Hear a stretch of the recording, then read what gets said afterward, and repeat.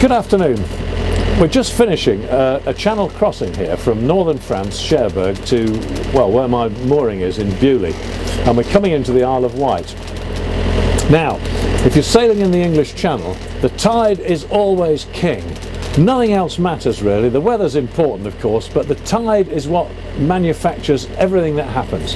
And this morning, in order to leave Cherbourg and get into the Isle of Wight before the tide turned foul, we had to leave very early. In fact, we left right on the crack of dawn. I love dawn starts, don't you? We get up and it's still dark, put the kettle on, stir up the hands, make the tea, and by the time that's happening, you've got your trousers on, you go out into the cockpit and sniff the wind, see what's going on. Well, we had a fine westerly breeze this morning. We were expecting it to be on the nose, and do you know what? It wasn't. It was a free wind, west-northwest, for a northerly course. You couldn't have asked for more. So I'm stood in the cockpit there. There's just light is just breaking, long time before sunrise, and I put my navigation lights on. The boys and girls come up on deck. We start the engine quietly, and as we're doing that, lights are popping up all over the port as yachts get underway.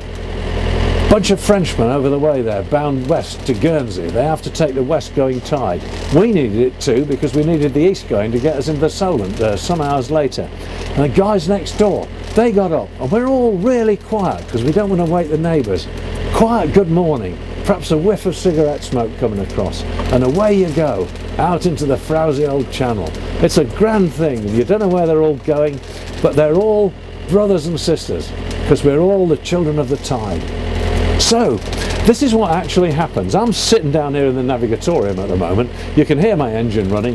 The breeze ran out about 2 hours ago after giving us a great sail nearly all the way across. Now I'm going to show you what happens with this tide. Just in case you don't know, I'm sure you do, but there will be people there who don't, so this is how it works. I'm going to get my wife Ros to zoom in on my chart plotters. I've got a raster chart plotter here, which is the one I do most of the navigation on the PC, but this is the big Raymarine plotter, and that shows you where the ships are. It shows you all sorts of things, but the really important thing is this line. If I zoom the chart out, you look at the big picture. Here's northern France and here's England, here's the Isle of Wight, and look at what's happened to me. As I've gone along, the tide has taken me to the west, all the way to the west, miles to the west of where I want to go. My course is due north, but it's taken me all the way down there, and now it's taking me all the way back again, all the way in, so that I arrive at this narrows here before the tide starts running west again and absolutely kills me, because it runs at 3 or 4 knots out through that gap and there's no fighting it. You have to get it right, and so we allow the tide to carry us.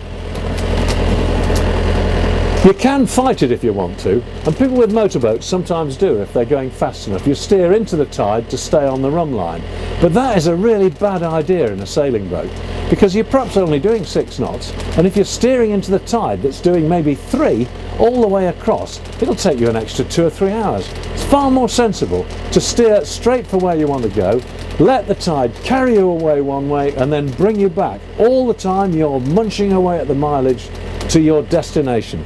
It's a grand thing, just letting the planet have its way with you, working with it rather than fighting it.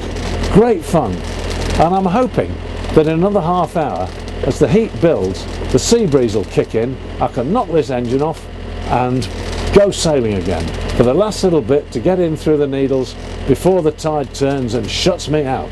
So I'm going on deck now just to see how things are. I'll catch you later.